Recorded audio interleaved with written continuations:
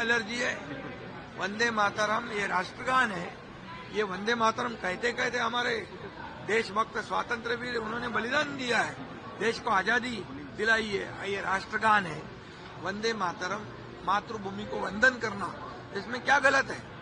और इसलिए वंदे मातरम सभी लोगों को कहना है। राहुल गांधी का कहना है कि यूएस डील में भारत सरकार ने भारत माता को भेज दिया है। शिंदे साहब, राहुल गांधी में जिस तरह से मुस्लिम मेयर बिठाया गया, क्या हिंदुत्व की और मराठी की बात करते थे, लेकिन वहाँ पर जहाँ मौका मिला वहाँ मुस्लिम उन्होंने।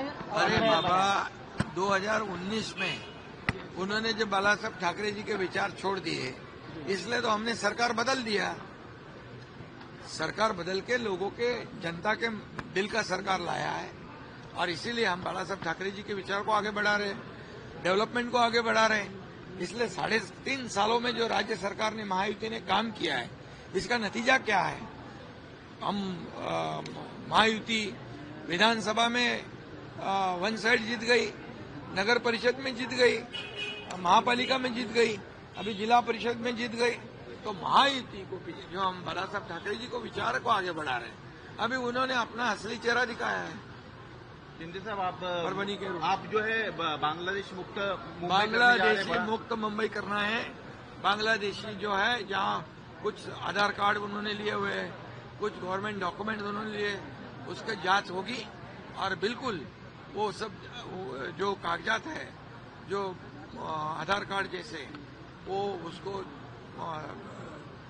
वेरीफाई किया जाएगा, रद्द किया जाएगा और बांग्लादेशी को बाहर निकाल देगा। राहुल गांधी ने कहा है कि भारत सरकार ने यूएस विपक्ष जैसे जो लोग हैं वो अपने वोट बैंक के लिए कह रहे हैं कि उनको जो है आप मुस्लिम लोगों को तकलीफ दे रही है, ऐसा। अरे बाबा, बांग्लादेशी जो यहाँ के देश के मुसलमान हैं, भारत के मुसलमान हैं, भारत के हिंदू हैं, देशभक्त मुसलमान, राष्ट्रभक्त मुसलमान, उनको क्या तकलीफ है?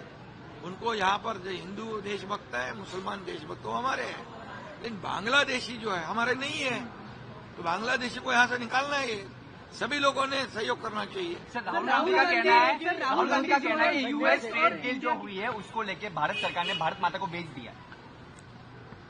मैं इस पे कल डॉक्टर श्रीकांत शिंदे, इसने सदन में इसका जवाब दिया है, लेकिन मैं इतना कहना चाहता हूं कि आदरणीय देश के प्रधानमंत्री नरेंद्र मोदी जी ने ये तीसरी बार प्रधानमंत्री बने हो।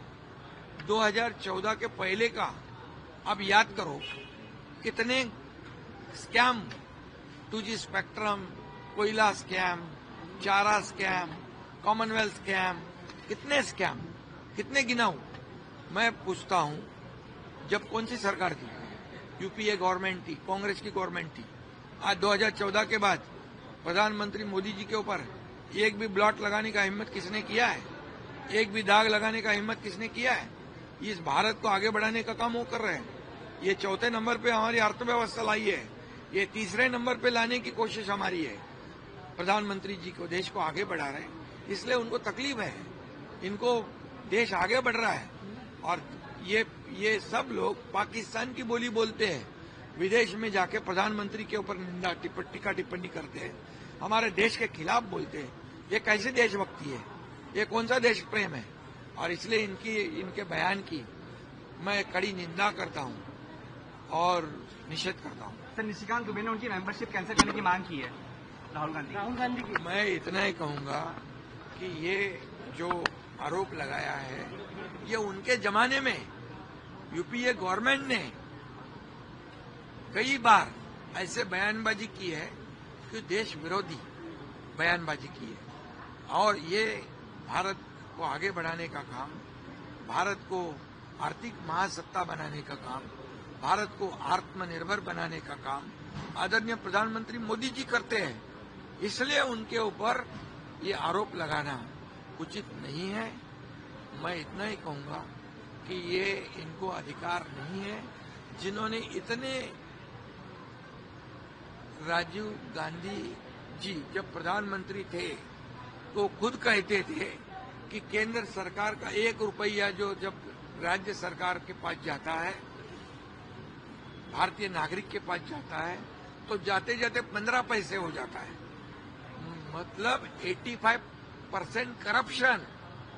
अब बंदा रुपया जहां से केंद्र सरकार मोदी जी भेजते वो पूरा बंदा रुपया ये लोगों के खाते में जमा होता है। इसलिए मैं ये कहूंगा कि मोदी जी का नेशन फर्स्ट है और ये अपोजिशन वाले जितने बोलने वाले हैं उनका करप्शन फर्स्ट है। मोदी जी का क्या है? Nation first. और जो बोलने वाले आरोप लगाने वाले का करप्शन फर्स्ट।